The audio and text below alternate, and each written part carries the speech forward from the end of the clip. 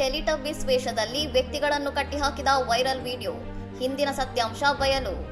ಇಬ್ಬರು ಪುರುಷರನ್ನು duct tape ಬಳಸಿ ಟೆಲಿಟಬ್ಬೀಸ್ ಪಾತ್ರದಂತೆ ಜಿಗಿದು ಕಟ್ಟಿಹಾಕಿರುವ ವಿಡಿಯೋವೊಂದು ಇತ್ತೀಚೆಗೆ ಸಾಮಾಜಿಕ ಜಾಲತಾಣಗಳಲ್ಲಿ ವೈರಲ್ ಆಗಿತ್ತು.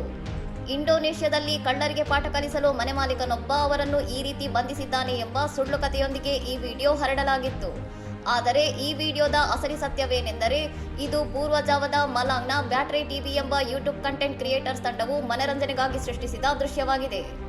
ತಮ್ಮ ಲೈವ್ ಸ್ಟ್ರೀಮಿಂಗ್ ಅವಧಿಯಲ್ಲಿ ವೀಕ್ಷಕರೊಬ್ಬರು ನೀಡಿದ ಸವಾಲನ್ನು ಸ್ವೀಕರಿಸಿ ತಾವೇ ಸ್ವಯಂ ಪ್ರೇರಿತರಾಗಿ ಈ ರೀತಿ ಟೇಪ್ ಸುತ್ತಿಕೊಂಡು ತಮಾಷೆ ಮಾಡಿದ್ದಾಗಿ ಆನ್ಲೈನ್ ಸ್ಟ್ರೀಮರ್ಗಳು ಸ್ಪಷ್ಟನೆ ನೀಡಿದ್ದಾರೆ. ವಿಡಿಯೋದಲ್ಲಿನ ವ್ಯಕ್ತಿಗಳಿಗೆ ಸೀಗಡಿ ಸೇವನೆಯಿಂದ ಅಲರ್ಜಿ ಉಂಟಾಗಿ ಮುಖದಲ್ಲಿ ಅಸ್ವಸ್ಥತೆ ಕಾಣಿಸಿಕೊಂಡಿದ್ದನ್ನು ಕಳ್ಳರ ಮೇಲಿನ ಹಲ್ಲೆ ಎಂದು ತಪ್ಪಾಗಿ ಬಿಂಬಿಸಲಾಗಿತ್ತು.